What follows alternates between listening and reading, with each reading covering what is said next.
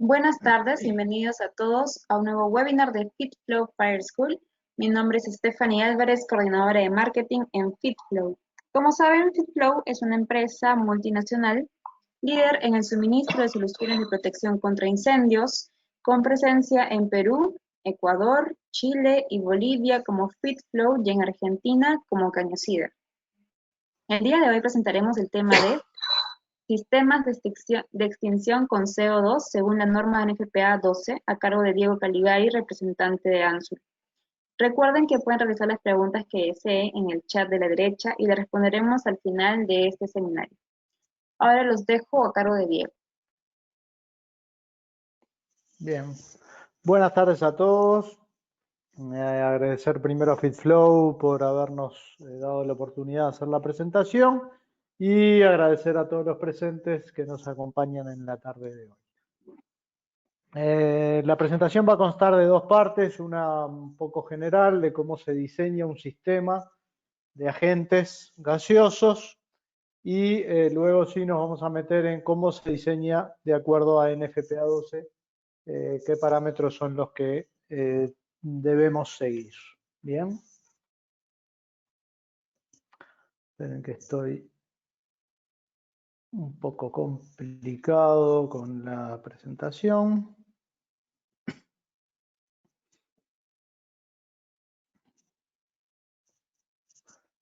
Bien. ¿Qué es lo básico? ¿Qué información necesitamos del producto, del proyecto para arrancar? Bien, información básica para cotizar, diseñar un sistema de agentes gaseosos limpios o CO2. Primero, ¿qué norma de diseño se va a utilizar y qué tipo de fuego es el que estamos protegiendo? Puede ser un fuego eléctrico, puede ser un fuego clase A, puede ser un riesgo de líquidos combustibles. Bien. Segundo, y a partir de eso es que definimos la concentración de agente que podemos utilizar o el factor de diseño que vamos a utilizar. Segundo punto es qué aprobaciones son requeridas para ese sistema. Si nos requieren algún tipo de certificación europea, americana. Algunos entes tienen reglas específicas, algunas corporaciones, algunas empresas tienen reglas específicas de diseño para este tipo de agentes, entonces habría que consultarnos y que nos den las directivas de cómo quieren diseñar. Si no nos dan la directiva, lo diseñaremos de acuerdo a lo que normalmente utilizamos, que es la NFPA 12, por lo menos para este continente. Después, ven que aquí está tachado, lo puse desprofeso para poder hablar un poco del tema. Cuando hablamos de agentes limpios, normalmente nos piden cuál es la mínima temperatura del riesgo porque cambia la concentración de diseño en función de la temperatura. El CO2 tiene una corrección por temperatura, pero la corrección por temperatura, no recuerdo bien, pero anda por los 99 grados centígrados. Es un valor que realmente en lo personal, que he diseñado durante muchos años, nunca jamás hice una corrección por temperatura cuando diseño CO2. No recuerdo ahora el valor y la realidad es que no lo recuerdo porque nunca lo usé.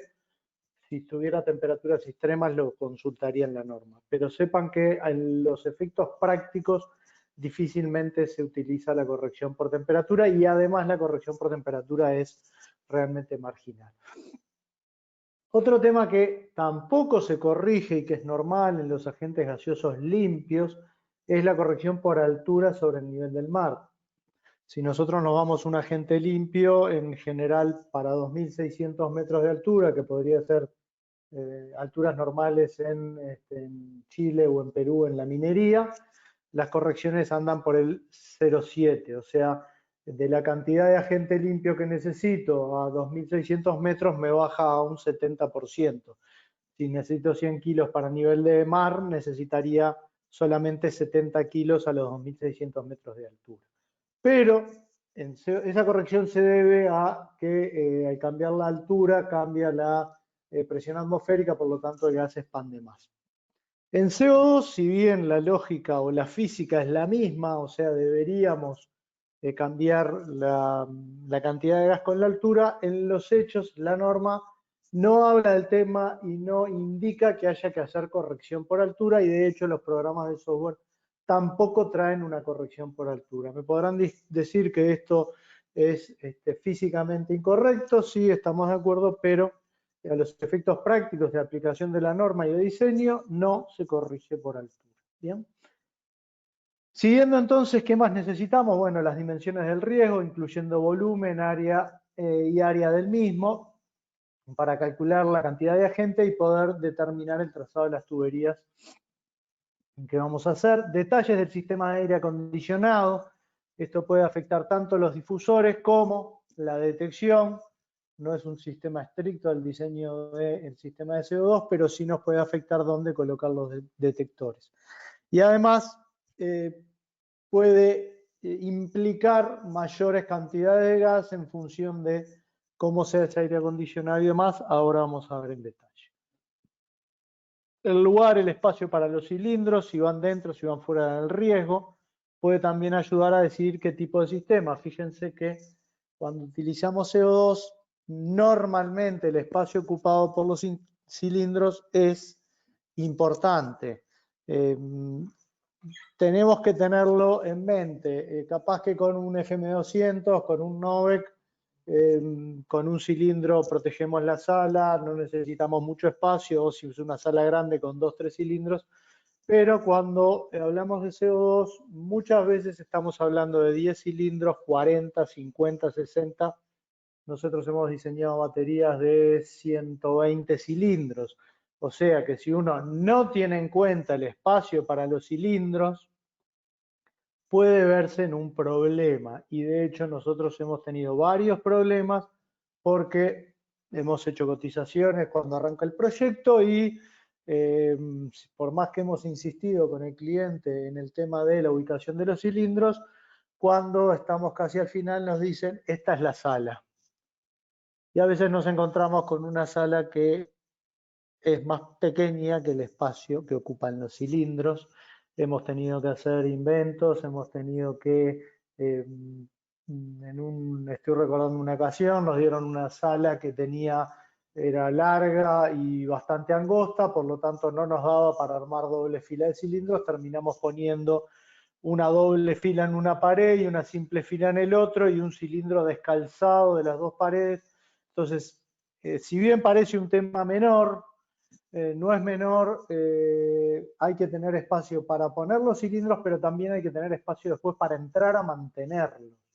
O sea, si yo tengo 20, 30, 40 cilindros y los quiero disponer en doble fila, debo tener acceso a esa doble fila y poder desarmar la batería para hacer mantenimiento y especialmente para poder pesar los cilindros, que es algo que la norma nos pide que hagamos semestralmente.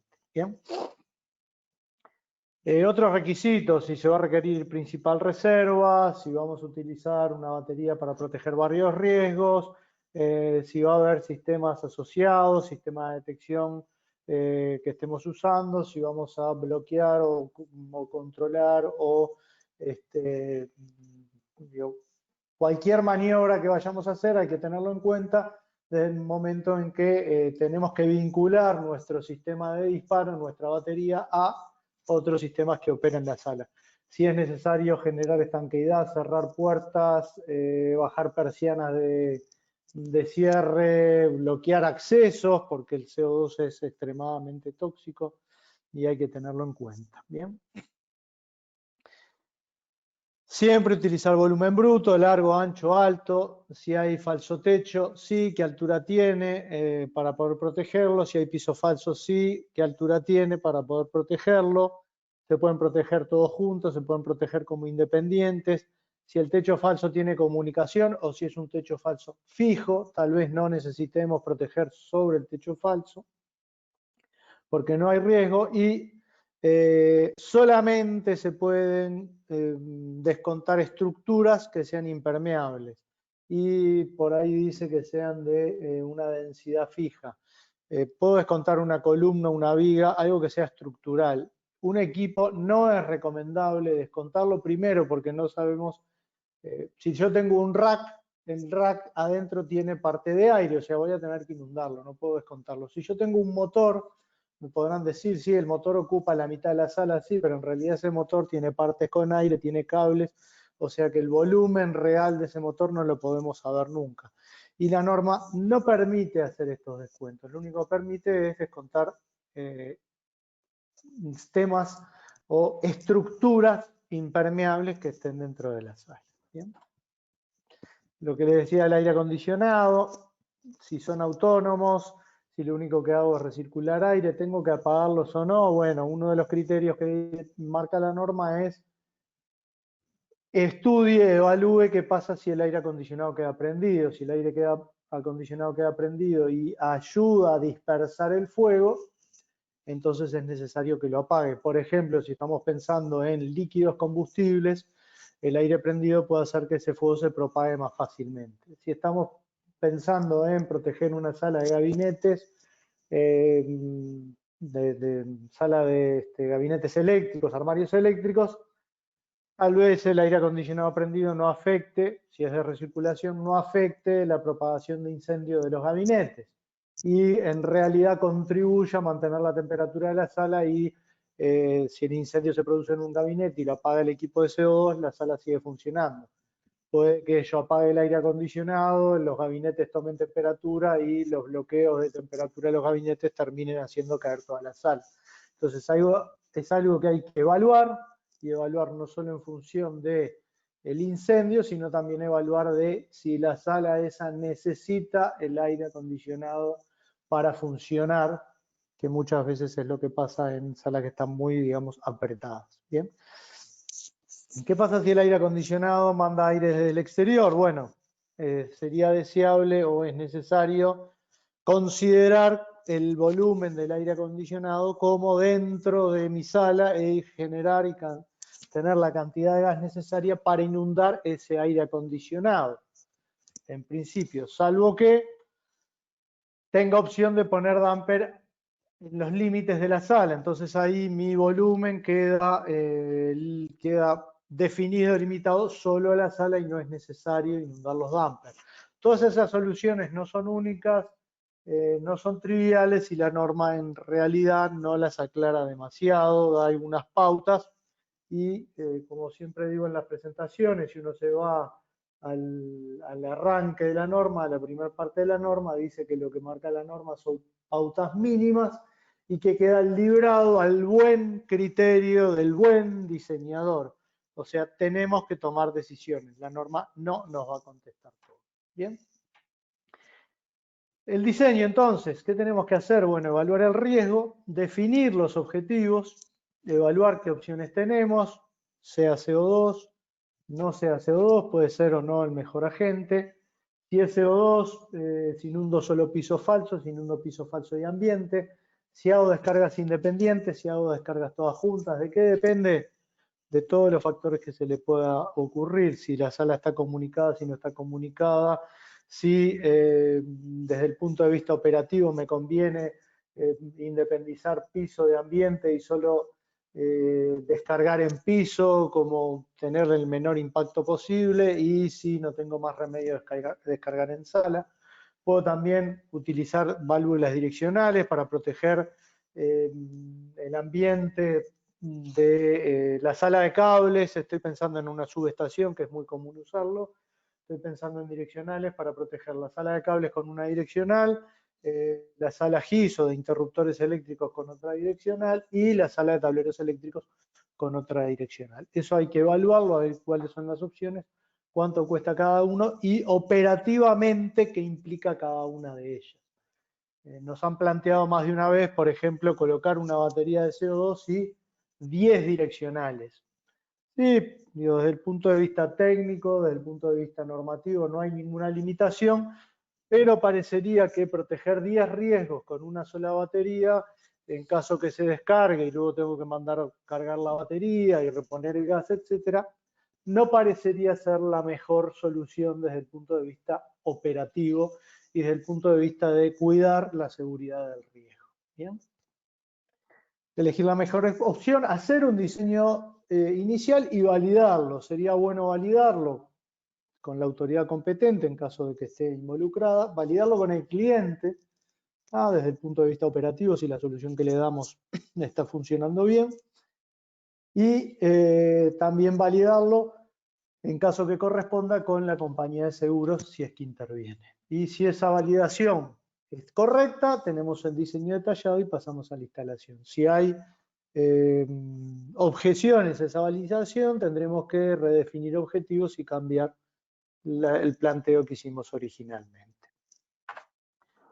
Otro tema que hay que tener en cuenta cuando trabajamos con agentes gaseosos, ya sea CO2 o ya sea cualquier otro tipo de agentes limpios, el sistema apunta a la extinción. ¿Bien? ¿Cuál es la curva normal de un incendio? El incendio comienza a crecer con el tiempo. Si nosotros no tenemos ningún sistema, el incendio sigue creciendo. En algún momento se consume todo el material y luego empieza la curva de descenso, hasta que el incendio se apaga naturalmente porque no tiene más nada que quemar. ¿Bien?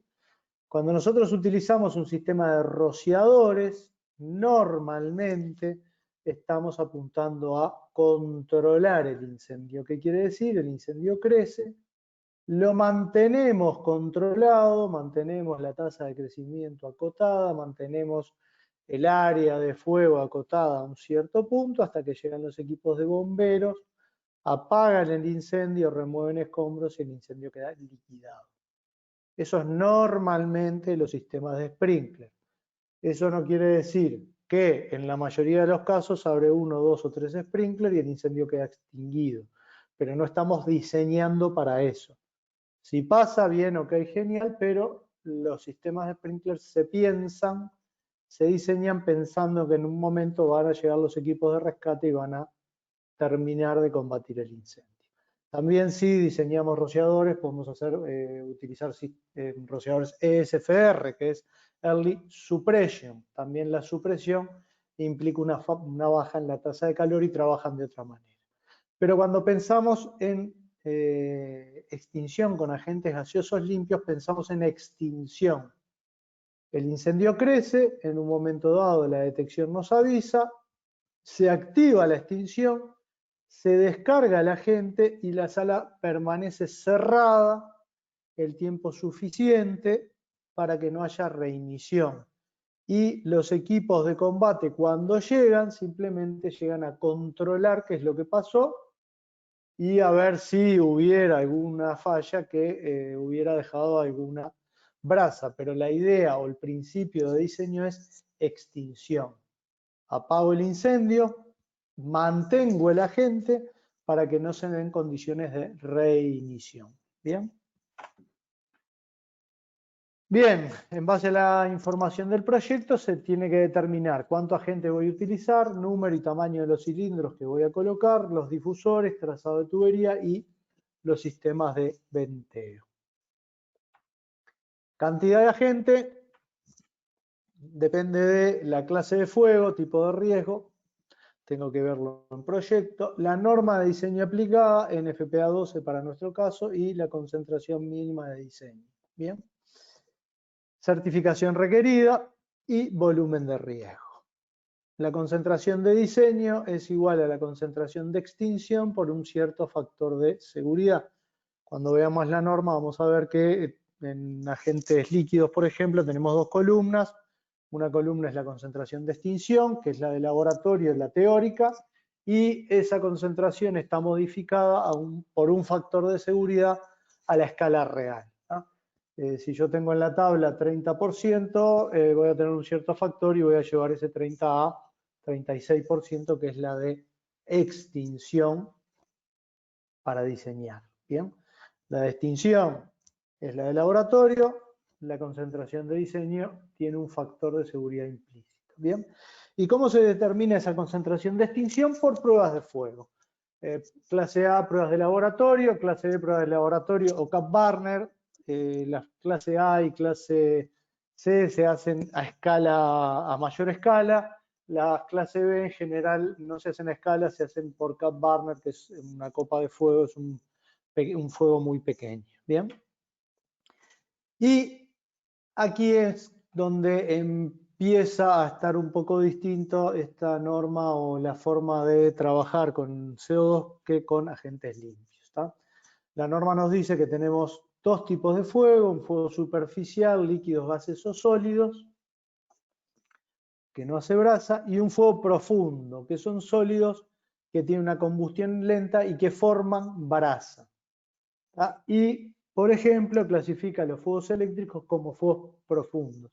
Y las concentraciones, ustedes entenderán que son bastante distintas, porque un fuego superficial quiere decir que el material solo está incendiada, digamos, la superficie, la inercia térmica que tiene es muy baja y es muy fácil de apagar.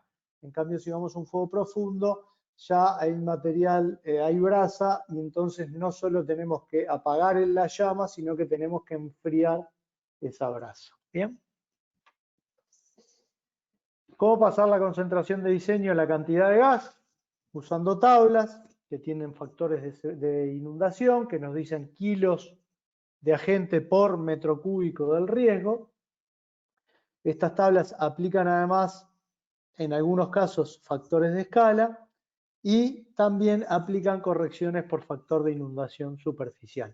Yo entiendo que esto es un poco complicado, esto es, después nos vamos a meter en la norma y vamos a explicar estos términos al detalle, pero tengan en cuenta esto.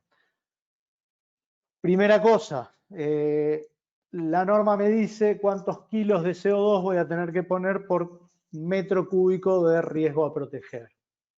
Y esos kilos por metro cúbico tiene ciertos factores que vamos a verlos en detalle. Son unos factores que aplican principalmente cuando es fuego superficial. Cuando hablamos de fuego profundo, el factor, el número ya está fijo y no se corrige. Pero para fuegos superficiales sí hay dos correcciones. Lo vamos a ver en detalle cuando veamos la norma. Y la segunda opción es entrar todo en un software de cálculo y el software nos va a dar el diseño. Un comentario acá, ayer justo estaba investigando un tema de agua y de software de cálculo hidráulico y me encontré con un artículo que hablaba que antes los cálculos para agua, para sprinklers, se hacían a mano y que hoy se hacen por software y se entra todo en un software.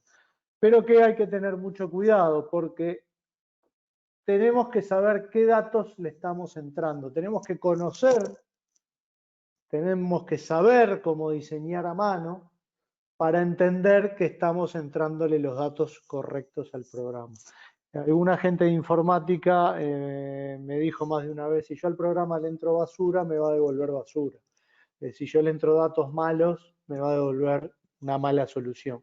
Entonces tenemos que tener mucho cuidado de clasificar bien el tipo de fuego, entrar bien los datos de volúmenes y entrar bien, sobre todo, qué tiempos queremos, en qué tiempo queremos descargar, y eso generalmente el programa no lo fija por sí mismo, sino que hay que decírselo. Bien, después lo vamos a ver cuando entremos a la norma. Número y tamaño de los cilindros.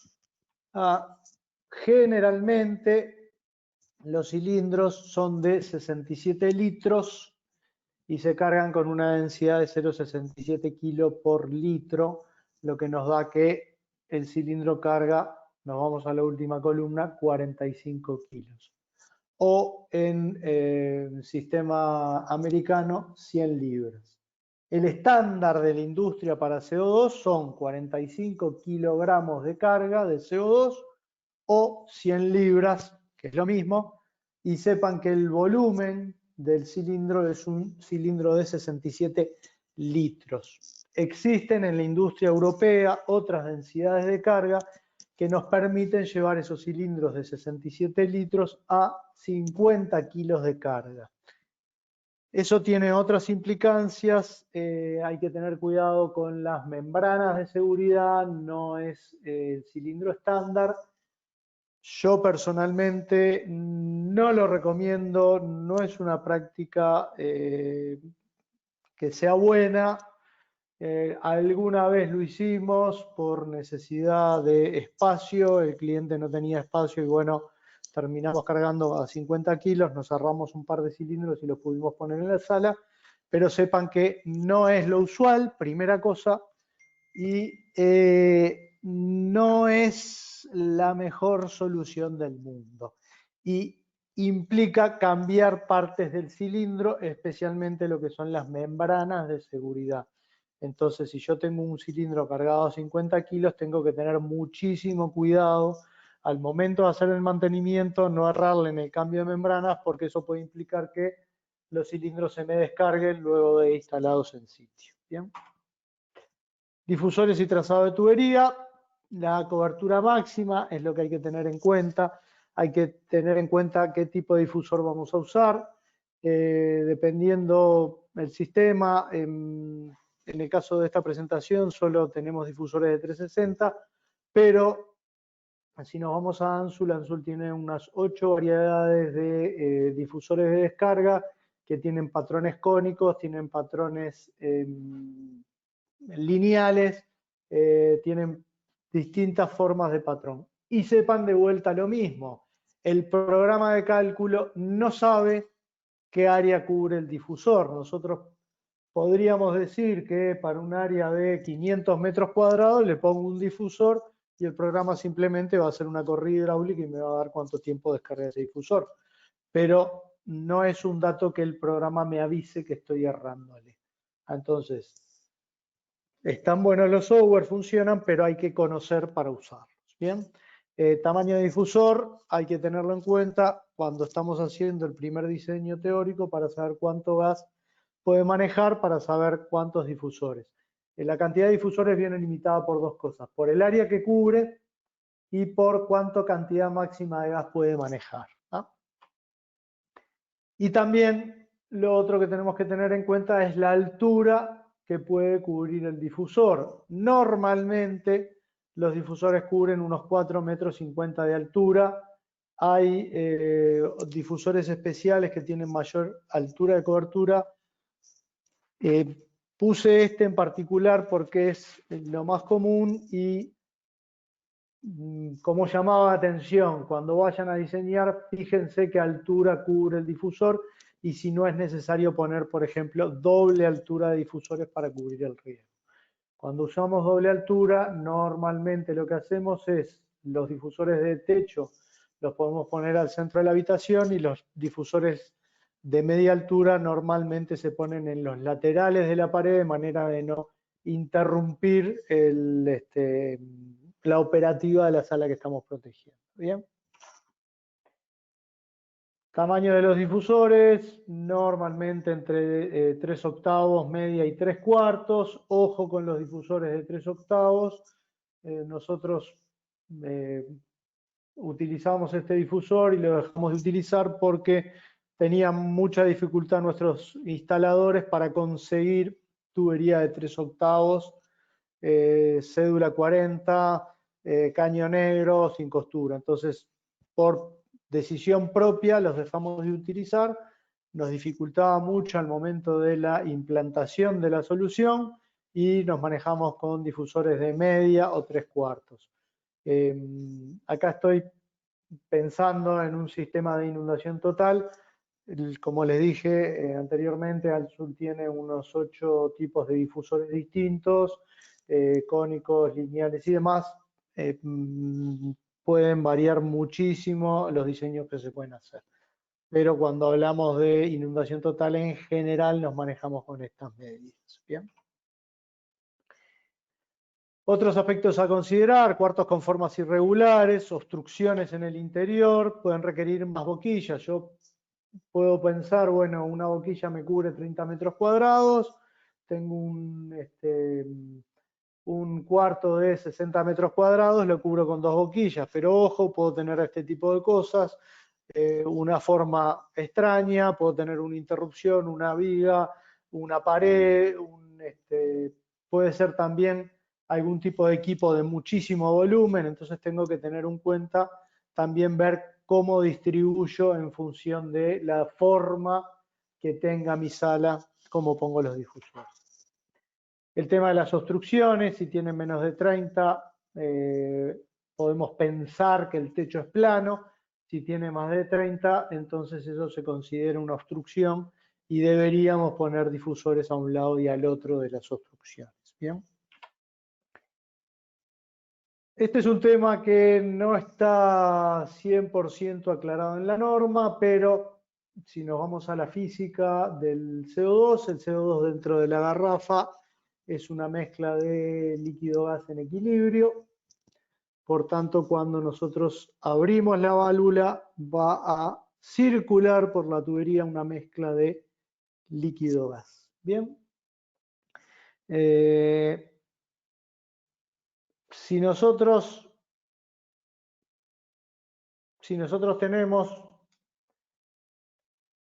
el agente que viene como líquido gas y tenemos la distribución de la derecha, la fase líquida se nos va a ir, por ejemplo, al falso suelo y la fase gaseosa es la que va a seguir de largo a cubrir el falso techo.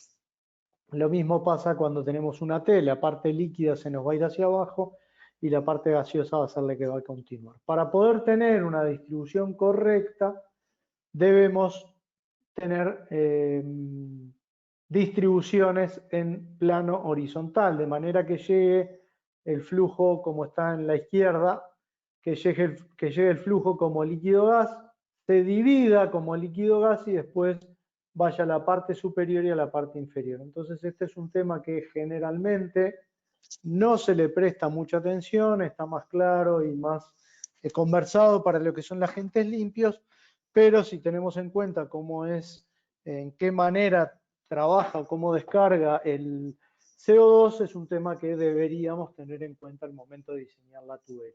¿Bien?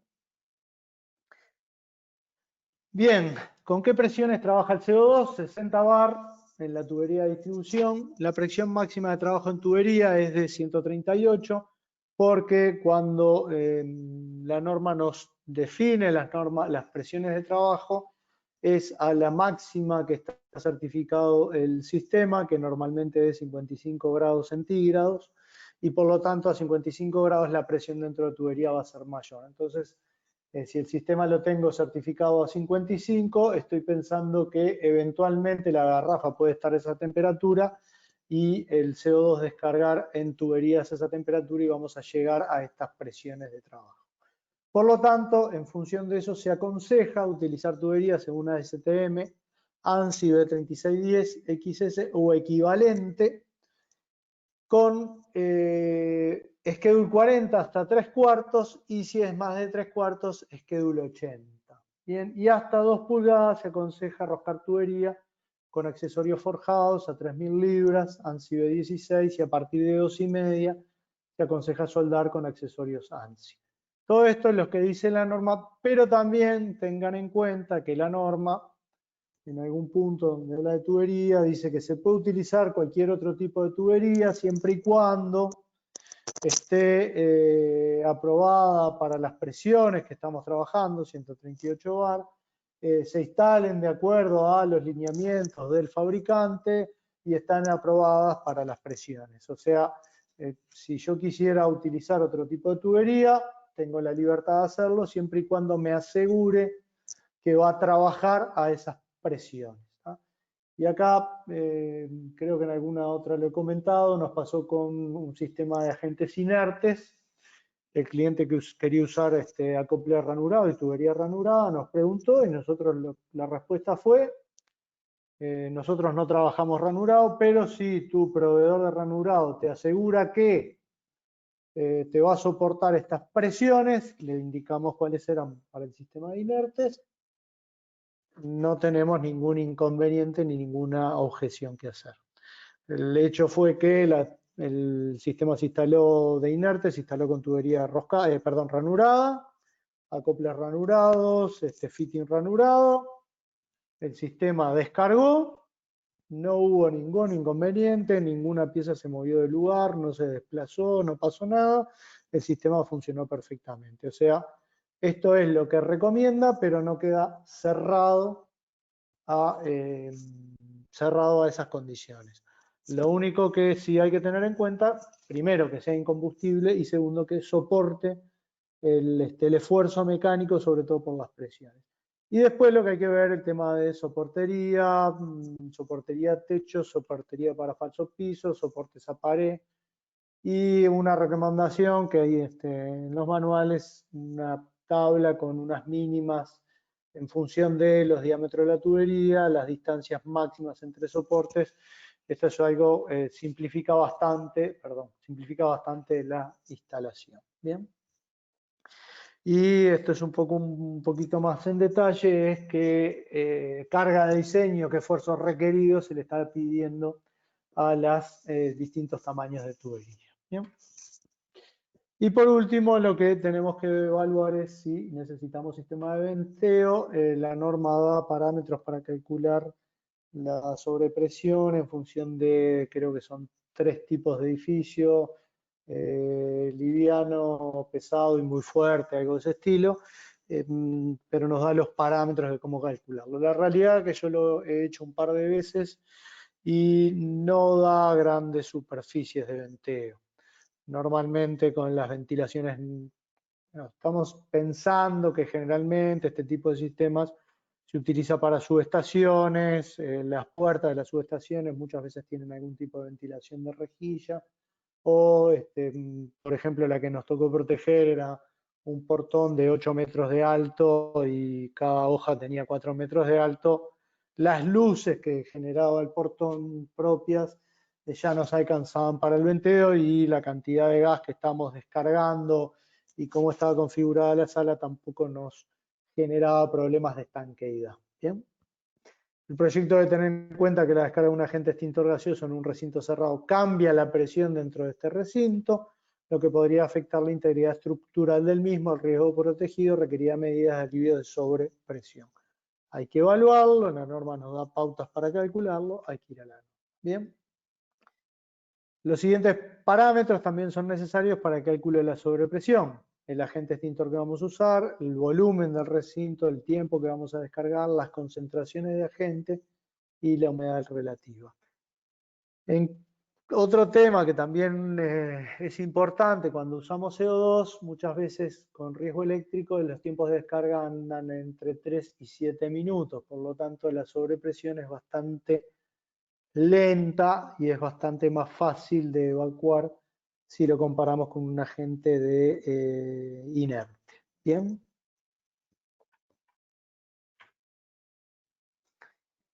Si la resistencia estructural de la sala es conocida, entonces se puede calcular un área de venteo. Si conocemos el área de venteo, entonces es posible calcular qué presión final luego de la descarga tiene el agente. ¿Bien? Hasta aquí un poco un panorama rápido de cómo debemos diseñar. Y ahora sí vamos a pasar estrictamente a lo que es la norma NFPA 12. Esperen que, como siempre, tengo ciertos problemitas con la parte computacional. Y ahora sí, les cambio la presentación. Ahora sí estamos bien. Bien. ¿Por qué me metí un poco antes en diseño? Porque cambia un poco los parámetros respecto a lo que es agentes limpios y porque tal vez es la parte más compleja de la norma. Bien. Bien, entrando a la norma, ¿qué normas tenemos de diseño? NFPA 12, que es lo que usamos normalmente para América Latina. Hay una norma ISO 6183, una British estándar y una CA 4007.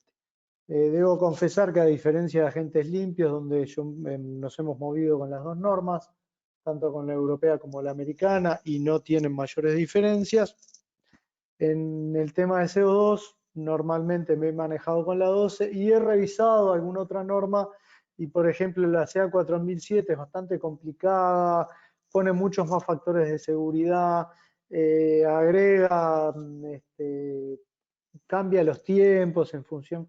Son normas, por lo menos personalmente, me parecieron demasiado complicadas comparada con lo que es NFPA 12, que es bastante clara y lineal en el tema de diseño. Bien. Bien, temas generales de NFPA, no es un organismo de certificación, no es una legislación, no es obligatoria, es una muy buena práctica, pero no es obligatoria, no tiene el poder de obligar cumplimiento, es una guía de recomendaciones mínimas. Si yo quiero poner algo por encima de la norma, nadie me va a decir que está mal, y queda siempre condicionado a la autoridad local. ¿Bien? En cuanto a qué es lo que contiene, bueno, un capítulo de administración, publicaciones de referencia, hace mucha referencia a lo que son ANSI y ASTM, sobre todo por el tema de tuberías, y también alguna referencia a lo que es DOT, el Department of Transportation de Estados Unidos, por el tema de son recipientes a presión transportables, porque yo los puedo llevar de un lado al otro, bueno, hace referencia también a lo que son las DOT. Después hay unos capítulos de información general y después empieza con lo que es diseño. Inundación total, qué es inundación total y cómo se diseña, qué es un sistema de aplicación local y cómo se diseña, y después sí ya entra en sistemas generales, sistemas de manguera y sistemas marítimos, que hay un capítulo entero. En realidad el capítulo de sistemas marítimos es un poco complicado, porque no complicado por el capítulo, sino porque normalmente cuando vamos a diseñar temas marítimos o nos referimos a las ANSOLAS, que es el documento de la International Maritime Organization, donde ahí da los parámetros de diseño, cómo se diseña para bodegas, cómo se diseña para sala de máquinas, qué se hace con el guardacalor y un montón de cosas más.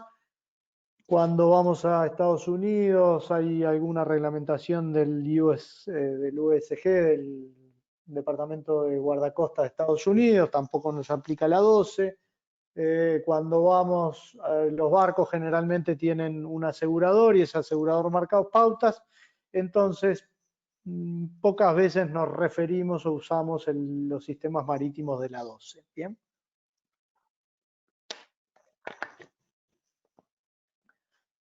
Bien, importante, la 12 no es un manual de diseño, apela al buen juicio de los ingenieros de diseño. Da pautas, da lineamientos y después muchas veces tenemos que decidir con criterio y mirando la operativa.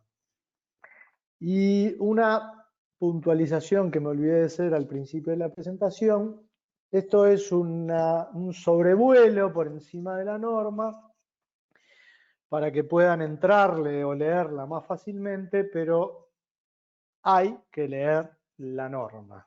Cuando vayan a diseñar CO2, tienen que leer la norma, tienen que entrar en el detalle, ver el punto, ver qué es lo que está diciendo y demás. Yo nunca la he leído como un libro de texto de corrido, pero de tantos años de usarla, al final he terminado leyendo todos los capítulos. Bien. Como siempre, la norma tiene los shall, requerido mandatorio, tiene los should, recomendación, no mandatorio. Habla de sistemas de alta presión, CO2 almacenado a temperatura ambiente en recipientes de alta presión, normalmente, como decíamos, 45 kilos, 100 libras, transportables.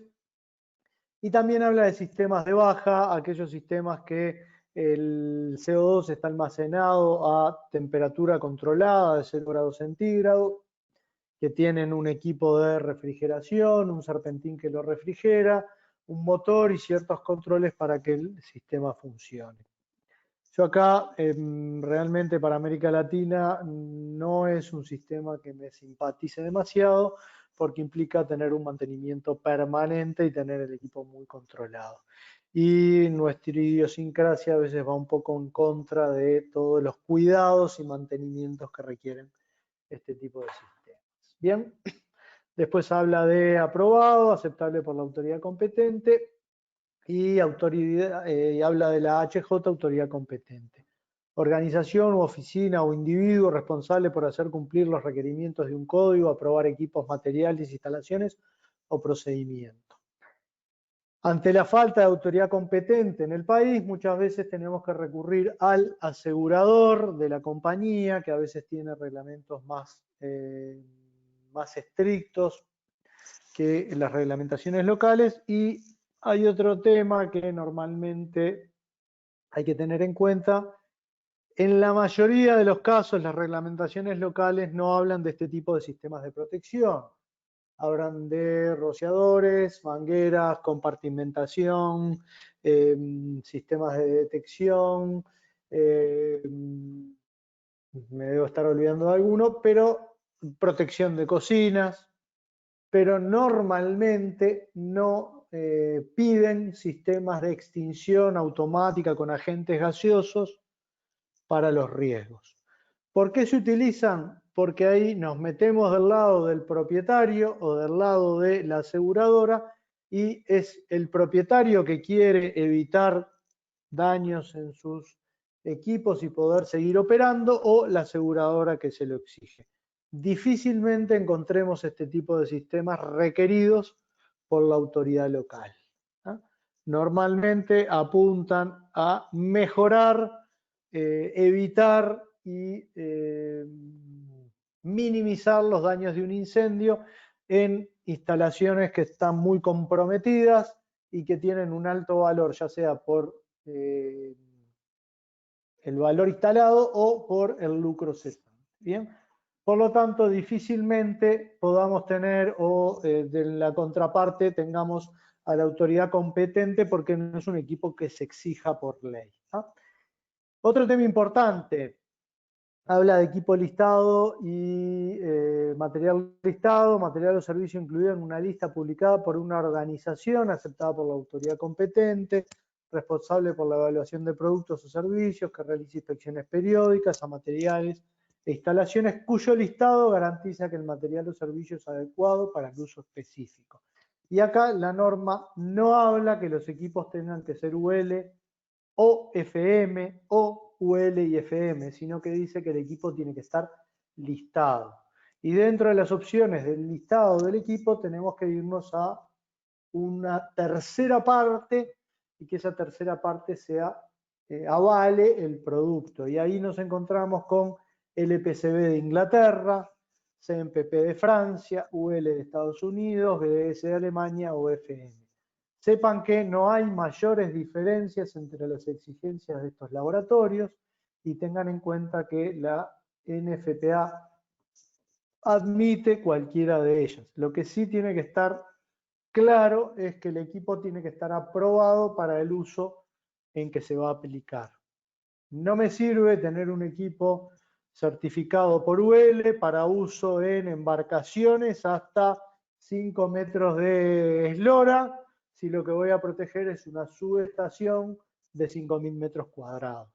Y hago hincapié en esto porque nos ha pasado, nos han venido con equipos, no, pero el equipo que me están ofreciendo es UL, sí, pero cuando usted lee el detalle de UL, no es para el uso que le están requiriendo. Hay que ser muy cuidadoso con eso. Las normas establecen diferentes requisitos de seguridad para protección del personal presente en la sala, dependiendo de la ocupabilidad del recinto. Hay recintos normalmente ocupados, hay recintos normalmente no ocupados, salas de control no tripuladas, subestaciones que están en el medio de la planta. También habla de ocupables, o sea que yo eventualmente podría entrar a la sala y estar adentro, pero también existen espacios inocupables. Un túnel de cable que tiene 2 metros de ancho por 1 metro de alto, salvo que le saque la tapa para hacer un mantenimiento o que entre un equipo de mantenimiento con equipo especial, no es una sala ocupable. Y en base a eso es que dictamina qué se puede y qué no se puede instalar. Bien. Y algo que habla la norma a partir de la versión, creo que es 2000, por allá por el 2006 o 2010, no recuerdo bien, dice que no deben usarse sistemas de CO2 en salas nuevas, excepto si el uso de otros gases es igualmente peligroso. Si yo tengo que proteger una sala y con un inerte y me voy por encima de los niveles del OAL, es tan peligroso usar el inerte o el FM200 o el NOVE como usar CO2. Después dice también, excepto para aplicaciones encima de los 400 volt. y ahora eso lo voy a explicar un poco más en detalle. Si existen aberturas que no se puedan cerrar a agentes gaseosos, y en salas de máquinas de barcos donde el LOAEL esté por encima de 8, pero bueno, el tema de los barcos dijimos que se maneja por otro lado. ¿Por qué habla de aplicaciones encima de 400 volt? Bien, hasta hace un par de meses, o digamos un poquito más tal vez, si nosotros mirábamos lo que había probado, ya sea para FM200 como eh, para Novec, nosotros revisamos un poco la lista y encontramos que la NFPA 2001 decía que se podrán usar los agentes gaseosos limpios en cualquier aplicación eléctrica hasta 480 volts. Perdón, ahí debería de ser 480. Hasta 480 volts. Si la instalación eléctrica tiene más de este voltaje, entonces solo se podrán utilizar aquellos agentes que hayan sido probados. ¿Bien? O sea, la NFPA 2001 no autoriza a usar agentes limpios para salas de más de 480 volt, salvo que estén probados. Empezamos a investigar un poco y nos encontramos con una norma de Factory Mutual, y en la norma esta de Factory sí da parámetros de diseño para más de 480 volt para todos los agentes limpios. O sea que desde el punto de vista de protección sí podemos usar Novec FM200 para salas eléctricas de más de 480 volts, siempre y cuando nos respaldemos en los documentos, en los datasheets de Factory Mutual. Primer tema puntual. Segundo tema, como dice acá, si el uso de otros gases es igualmente peligroso. ¿Bien? Si nosotros nos fijamos en la norma de Factory para el FM200, la concentración de diseño pide que ande por el 12%, que está bastante por encima de lo que es el LOAE. Entonces, es tan peligroso usar FM200 para alto voltaje como usar CO2, entonces podríamos usar el CO2 perfectamente sin ningún problema. Cuando entramos con el Novec, la cosa cambia un poquito, las concentraciones para Novec están más bajas, están al nivel del NOAEL y podríamos utilizar el Novec sin ningún riesgo para las personas. ¿Bien? Eso es un tema, digo, lo dejo entre paréntesis, sé que la explicación fue bastante rápida. Si después alguien quiere ahondar en el tema a través del FitFlow, podemos tener alguna conversación más en detalle, pero sepan que para más de 480 volts no es tan trivial la solución. Con CO2 sí podemos utilizarla más de 480, es más, de hecho creo que la norma habla como hasta 60.000 volts, no tenemos ningún problema. Para menos de 480 sería preferible utilizar otro gas, y si la sala va a ser habitada, hay que tener un poco de cuidado, tal vez pueda ser otro tipo de solución con otro agente gaseoso. Una cosa que no está en la norma, pero de vuelta apelo a lo que dice que el buen criterio del diseñador.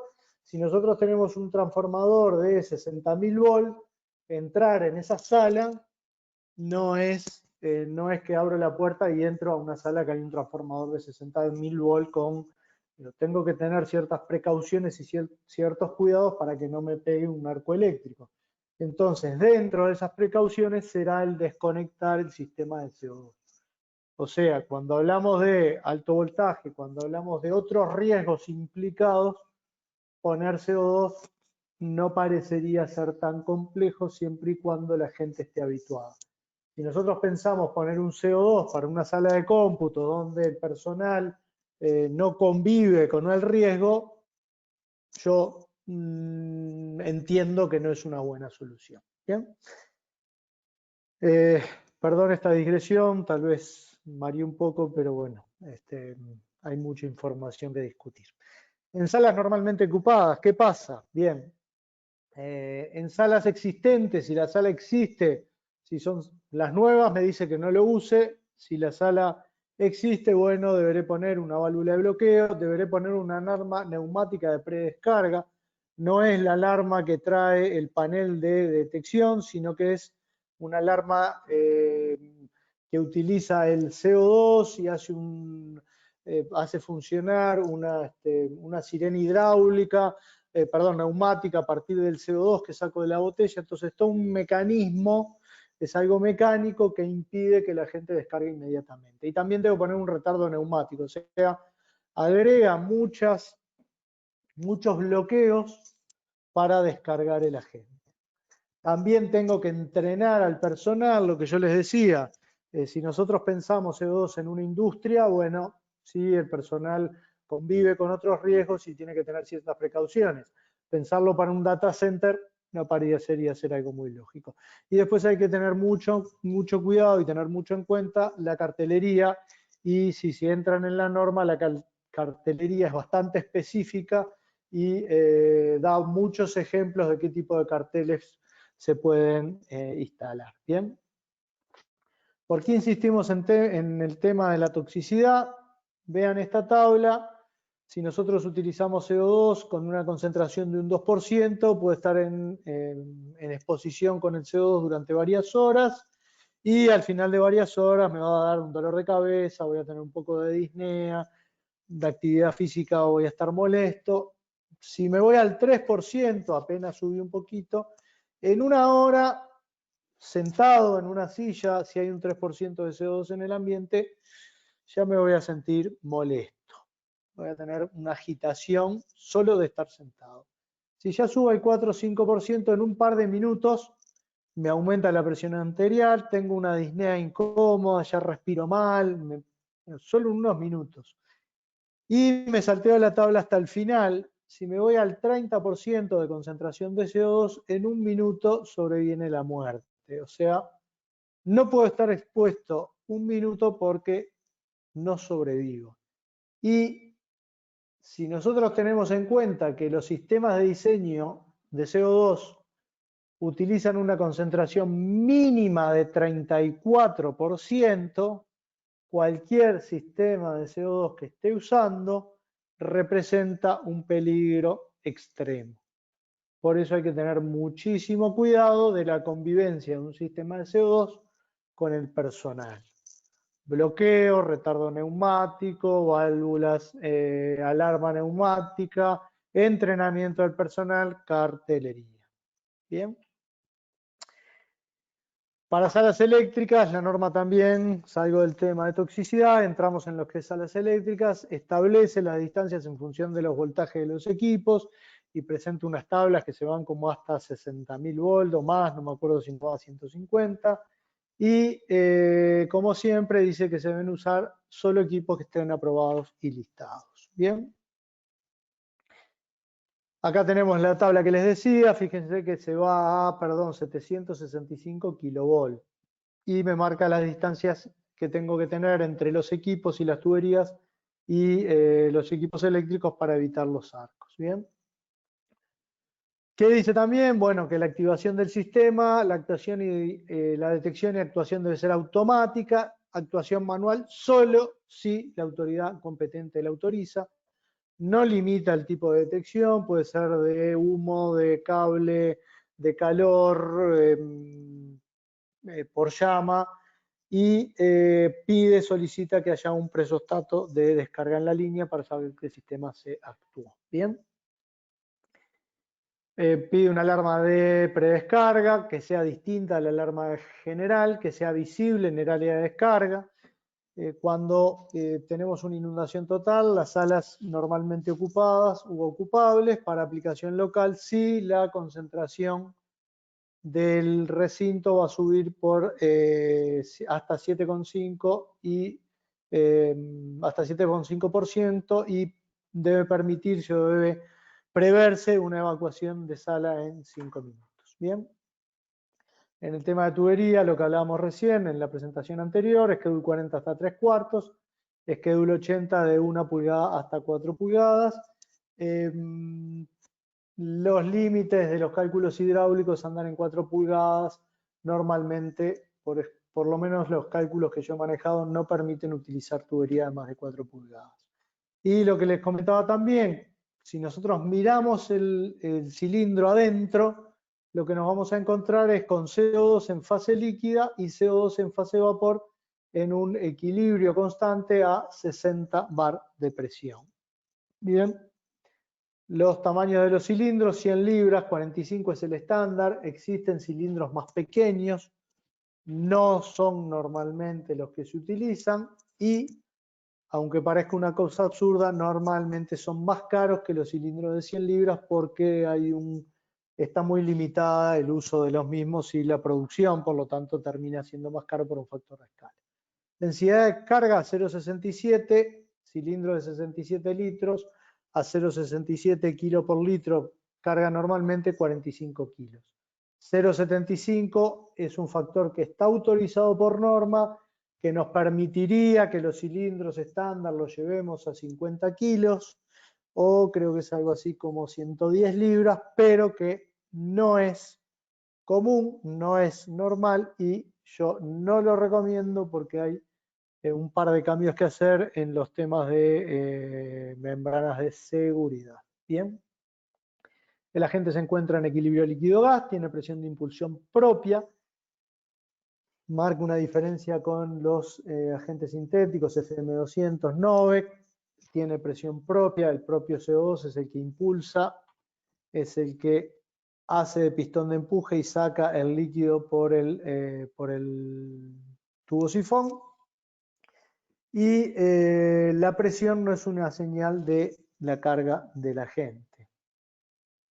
Si yo tengo un manómetro puesto en este cilindro, tengo CO2 en equilibrio gas con líquido, se me consume la mitad del CO2 y dentro de la botella sigo teniendo equilibrio líquido-gas a 60 bar de presión. O sea que, salvo que tenga ya muy poco líquido CO2 dentro del cilindro, la presión no me va a indicar nada. El manómetro en el cilindro de CO2 no me va a hacer un indicador del buen estado, de la buena salud de ese cilindro. Salvo cuando ya tenga el cilindro prácticamente sin CO2 adentro. ¿Bien? ¿Qué es lo que habla la norma de inspección, prueba y mantenimiento? Mensualmente inspeccionar una inspección general del sistema. Semestralmente hay que pesar los cilindros y controlar que la pérdida sea menor del 10%. Recuerden que el chequeo de los manómetros, si tuvieran los cilindros de CO2, normalmente no tienen manómetro. Chequear el manómetro no nos da señal de nada. Y anualmente hay que hacer un chequeo general del sistema, de la señalización de seguridad, del chequeo general del recinto y hacer una descarga si el relevamiento o el mantenimiento revela que haya fallas. Bien. Una cosa que no dije, que no sé si está por aquí, ahora si no lo recordamos, prueba de las mangueras, inspeccionarlas cada un año, cada 5 años hacerle una prueba de presión. Un cilindro de alta presión, recargar el cilindro, si está con más de 5 años de servicio y se descarga, si yo tengo un sistema y a los 4 años se me descarga, podría recargarlo sin hacer prueba hidrostática. Si yo tengo un cilindro en servicio y se me descarga a los 6 años, entonces es necesario hacer una prueba hidrostática. Si el cilindro no se descarga nunca, cada 12 años debería hacerle de todas maneras una prueba hidrostática. Bien. Y la norma pide como mandatorio que se haga una prueba de descarga cuando se instala el sistema. O sea, cuando yo tengo un sistema nuevo, debería instalarlo y debería hacer una descarga completa del sistema. La norma pide que si protejo una única sala haga una descarga. Si estoy protegiendo múltiples salas, por ejemplo, con direccionales, debería hacer una descarga por cada una de las salas. Y también habla de todas las precauciones que hay que tener en esos casos. Esta es una diferencia muy importante con la norma NFPA 2001, que no pide descarga a la instalación. La norma de CO2 sí lo pide, es un costo, es muy importante y hay que tenerlo en cuenta. ¿Bien? Entrando a los tipos de fuego, la norma habla de tipos de fuego superficial o profundo y marca pautas de diseño distintas para lo que son fuegos superficiales de fuegos profundos. Da una tabla mínima concentración de extinción, plantea un mínimo teórico y uno de diseño. ¿Cuál es la diferencia entre el teórico y el diseño? Un factor de seguridad del 20%. Pero indica también que nunca debe ser menos del 34%. Bien. Nosotros, por ejemplo, para el caso del butano, que tenemos la concentración de mínimo concentración de extinciones de 28%, si nosotros multiplicamos eso por 1.2, nos da 33,6, la norma nos dice debe usar 34. Si nos vamos a la acetona tiene una concentración de 27 por 1.2, me da 32%, pero la norma me dice nunca use menos de 34. ¿Tá? O sea, en este caso nunca puedo usar menos de 34%. Bien. Y después acá vemos concentraciones de 66, 34, 36, 41, 64%, dependiendo de la gente que vayamos a usar. Bien. La norma nos da una tabla de concentraciones, de factores de concentración, de factores de diseño, perdón, y nos dice que si la sala tiene hasta 3,96 metros cúbicos, mi factor de inundación son 1,15 kilos de CO2 por cada metro cúbico a proteger. Si la sala es de 3,97 a 14, necesito menos kilos por metro cúbico, y si la sala es de más de 1.415 metros cúbicos, solo necesito 0,74 kilos por cada metro cúbico a proteger. Entonces, como les decía hoy, hay un factor de escala. Cuanto más grande es la sala, menos kilos por metro cúbico voy a necesitar. Y sepan también otra cosa, esta tablita está hecha para 34% de concentración. O sea, si yo voy a proteger una acetona, me tomo el volumen de sala, multiplico por el 1,11 y tengo los kilos por metro cúbico que proteger. Pero si me voy, por ejemplo, al butano, te estoy buscando otro, perdón, carbon disulfito, que tiene un 72%,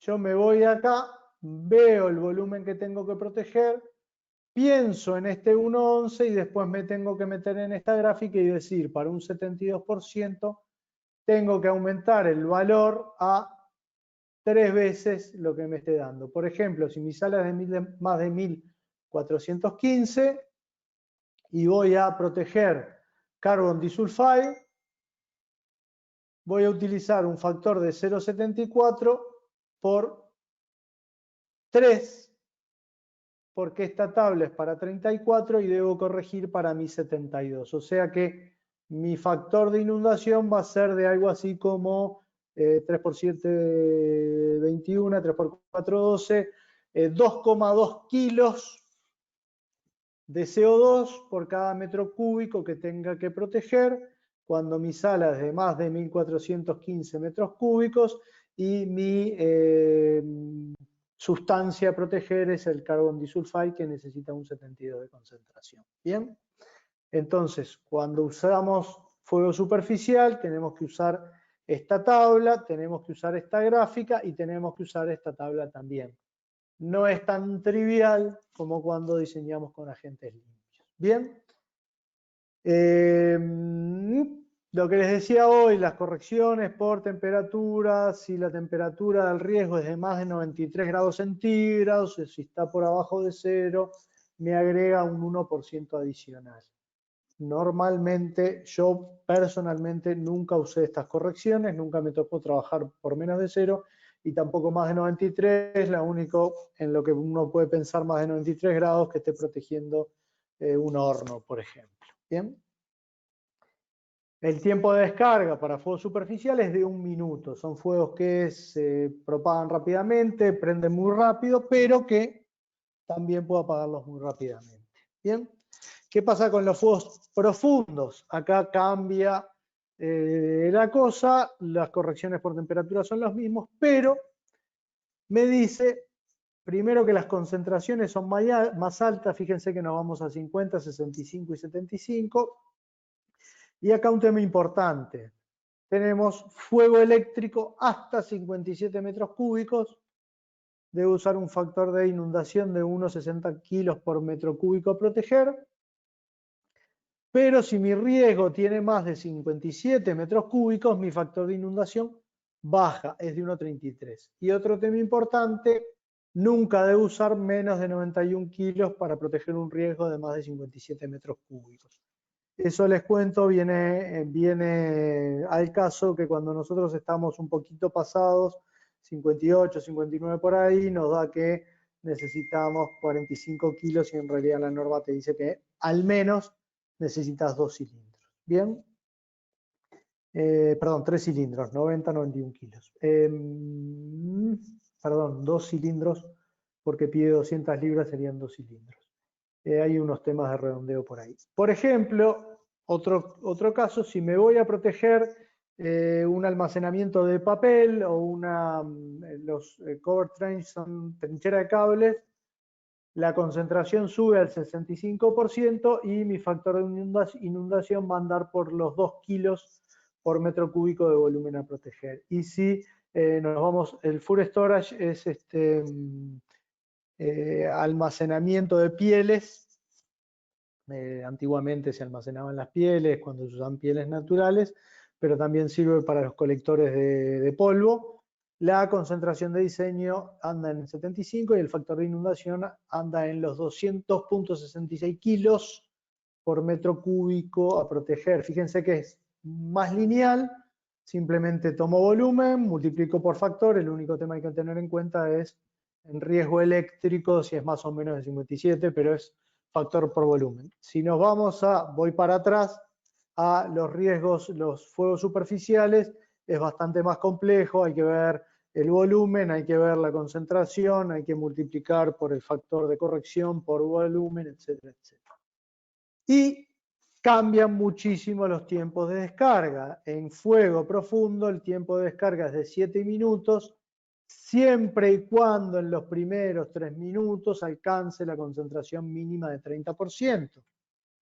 Me pide 50%, pero en los primeros 3 minutos debo alcanzar el 50%.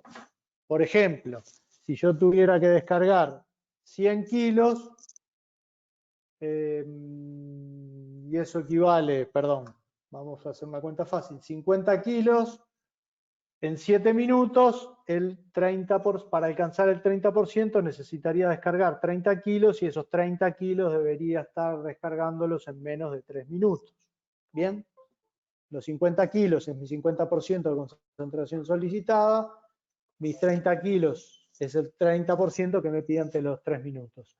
Después que descargué el 30%, el resto de gas puede salir dentro de los siguientes 7 minutos. En la práctica, lo que hacemos es, o bien ponemos un tiempo de descarga total de 4 minutos,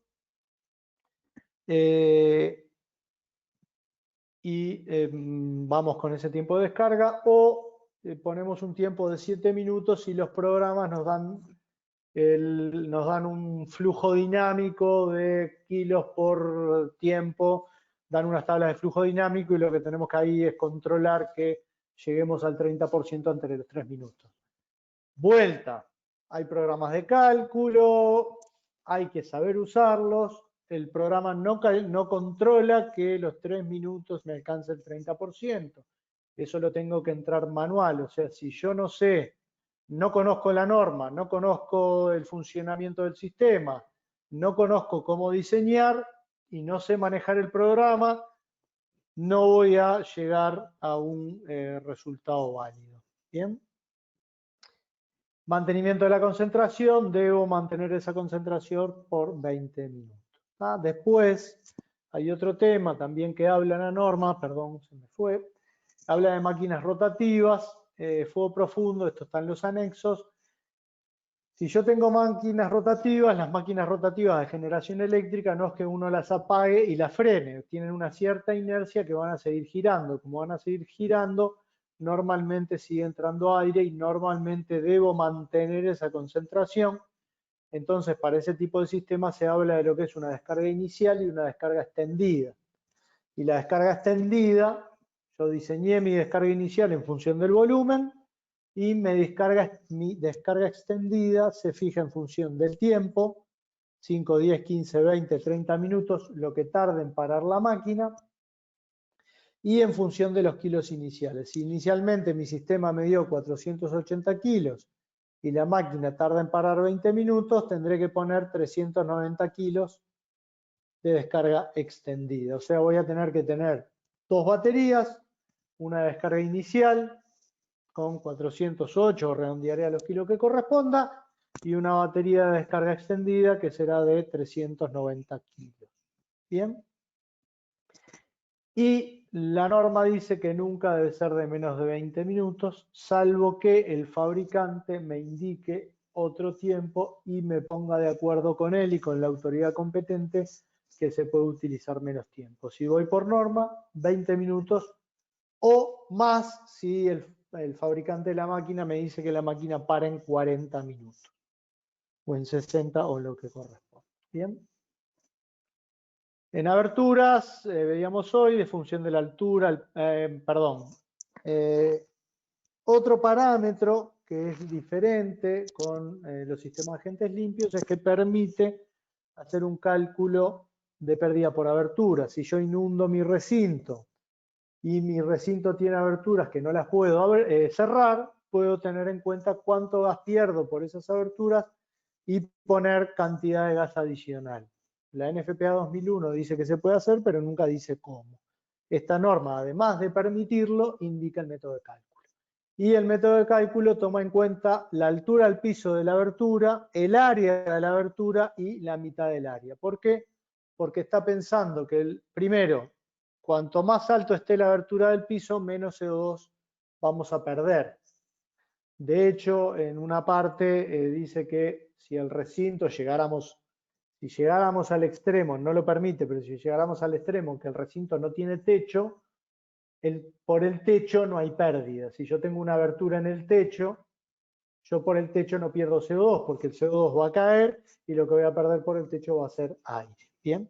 Entonces hay que tener en cuenta la altura al piso de la abertura, el área y la mitad del área, porque considera que por la abertura, por la mitad inferior sale CO2 y por la mitad superior entra aire del exterior. ¿Bien? Y presenta unas tablas donde uno en función de la altura y la altura al piso le dice cuántos kilos por metro cúbico va a perder, rebobinemos. La norma tiene unas tablas, esas tablas indican en función de la altura al piso de la abertura, cuántos kilos por metro cuadrado voy a perder, y después me dice que multiplique esos kilos por metro cuadrado por la mitad de la abertura. ¿Bien? Después hay todo un capítulo de aplicación local donde habla de dos métodos, el método del área y el método del volumen. Cuando habla del método del área está pensando en riesgos que tienen, que estamos protegiendo, que tienen un largo por un ancho y que no tienen un espesor, y presenta gráficas típicas de la altura y el área de cobertura de los difusores. El tema que estas gráficas no está bueno utilizarlas porque parte de la base que las boquillas están normalizadas a estas áreas y en realidad después los fabricantes han diseñado y han probado y aprobado boquillas con otras áreas, otras coberturas y demás.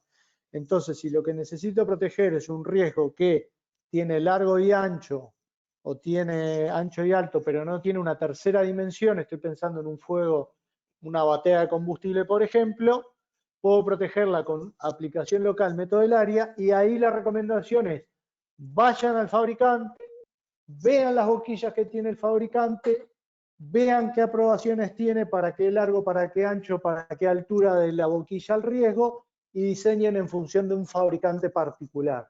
No hagan un diseño genérico porque no les va a funcionar. Esta discusión también la tuve con un cliente final que me llamó que le había hecho todo el diseño con esto, que le vendieran la boquilla. Discúlpame, bien, pero lo que tú diseñaste, no sé cómo hiciste, las boquillas que tomaste teóricas de la norma, no sé si las mías cumplen o no, entonces el diseño no tiene validez. Si tienen que hacer este método, vayan al fabricante. No vale diseñar con la norma. No es recomendable diseñar con la norma. Otro método para aplicación local es el método del volumen, ¿ah? Y ese lo usamos cuando tenemos 3 dimensiones. Muchas veces nosotros lo hemos usado cuando tenemos solo 2 dimensiones que proteger, porque es muy sencillo de diseñar, es bastante más genérico, me independiza un poco de la boquilla que voy a usar.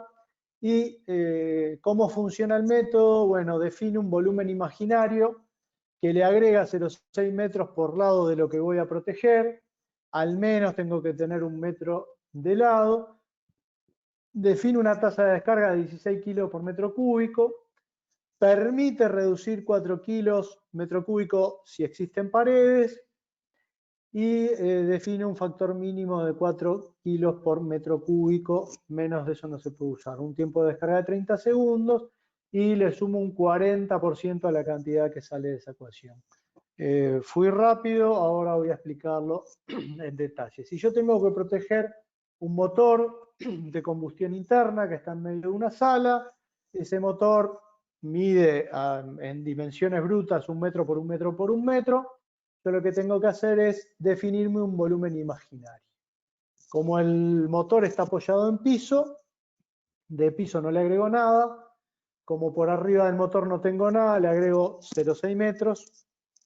Como a los lados el motor no tiene nada, le agrego 0,6 para cada lado, al frente fondo 0,6 al frente y fondo, y tengo un volumen imaginario que mide 1,6 metros de alto, mi metro de alto más el 0,6 que le agrego para arriba, mide 2,2 metros de ancho, porque mi motor original medía 1 metro, le agrego 0,6 a un lado, 0,6 al otro, 1,20 más el metro, 2,20, y mide 2,20 de largo porque le agregué 0,6 al frente y 0,6 al fondo. Entonces tengo que proteger un volumen que es de 2,2 metros por 2,2 metros por 1,6 de alto. Y ese es mi volumen de protección. ¿Ah? Es el volumen que meto aquí abajo en la fórmula. Como mi motor está en medio de la sala, no tiene ninguna pared alrededor, voy a protegerlo con 16 kilos por metro cúbico. Entonces tengo 2,2 por 16 kilos por metro cúbico. Después me dice que debo agregarle un 40%, multiplico por 1,4. ¿Por qué? Porque teóricamente solo la parte líquida del CO2 es la que actúa y la parte gaseosa la voy a perder en la atmósfera y no va a estar trabajando. Y después me dice que calcule esa descarga en 30 segundos.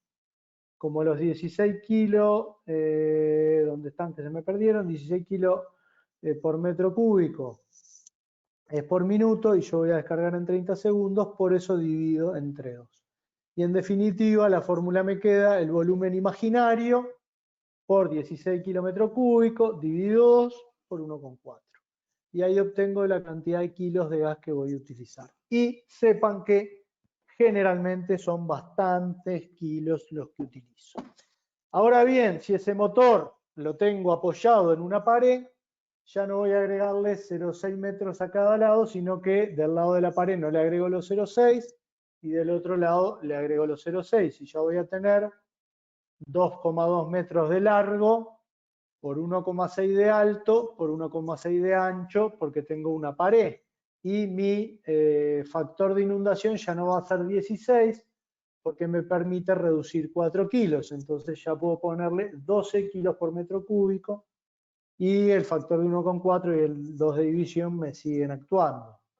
Si yo tengo mi riesgo arrinconado en una pared, o sea, tengo dos paredes, solo le agrego 0,6, 0,6 y 0,6 al alto. Entonces voy a tener 1,6 por 1,6 por 1,6.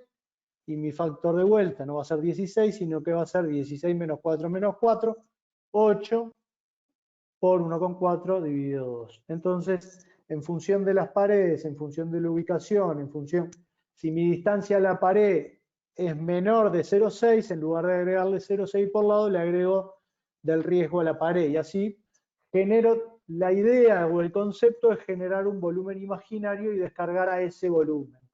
¿Cómo genero el volumen? Tengo que leer estas reglas. ¿Cómo calculo el factor de inundación? Tengo que leer las reglas y diseñar. Insisto, esto yo entiendo que es muy rápido, puede no quedar claro, es una base para que puedan leer la norma. Hay que leer la norma. ¿Bien?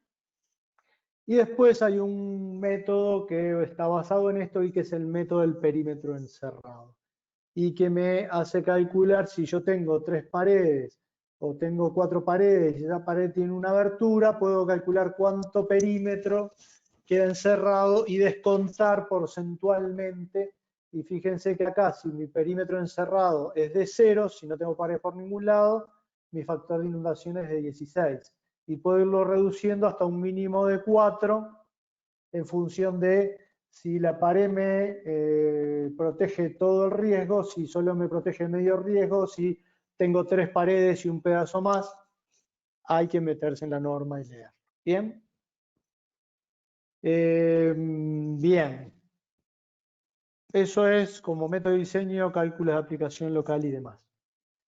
Viendo un poquito de las aberturas de la sobrepresión, se ha encontrado que los orificios, pases y las fugas tales como puertas, ventanas, ventilas, proporcionan superficie de alivio para los sistemas normales de inundación sin necesidad de ventilación adicional. También se ha comprobado que las salas de almacenamiento de registros, los espacios refrigerados y conductos no necesitan ventilación adicional en sus condiciones normales de uso por sobrepresión. Cuando se trata de materiales peligrosos, se proporcionan aberturas de alivio para ventilación por explosión. Estas y otras aberturas disponibles proporcionan a menudo la ventilación adecuada. ¿No? En la tabla A562 de los anexos presentan en función del tipo de construcción y las presiones al viento que soportan, cuáles son las sobrepresiones que se pueden utilizar y para recintos muy estancos el área de venteo se calculará a partir de esto, que es función de la cantidad de libras, kilos por minuto que estoy descargando y la sobrepresión, la presión que sale de aquí, que soporta el edificio. Bien, y en función de eso calculamos las aberturas. La realidad es que en la práctica yo lo he hecho un par de veces y me ha dado aberturas que realmente no aportan a la solución. En una sala, me acuerdo en una sala que medía 30 por 20 por 8 de altura, una sala gigante, eléctrica, la abertura me daba de 40 por 40 o de 1 metro por 1 metro.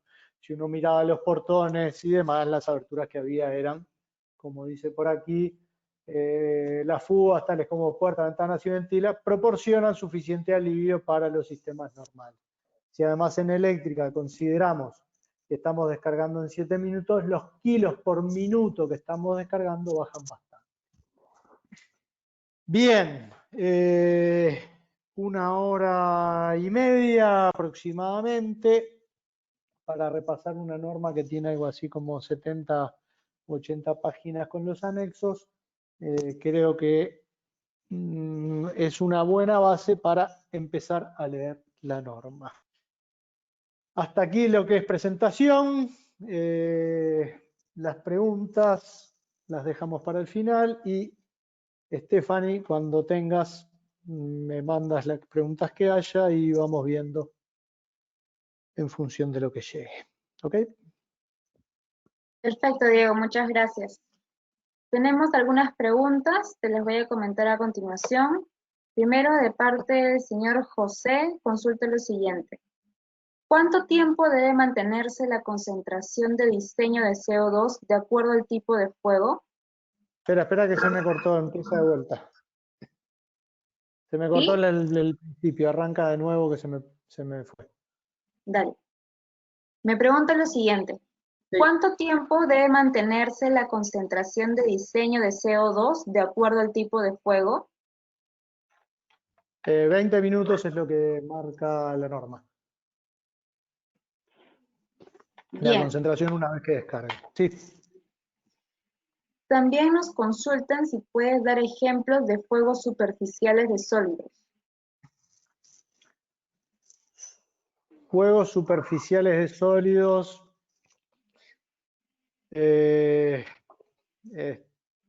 Tendría, digo, materiales que tengan revestimiento, que no lleguen a formar brasa, que tenga un interior sólido metálico y un recubrimiento, no llegan a generarse un fuego profundo, o algún material que esté por capas, algo de ese estilo, o algún tipo de plástico,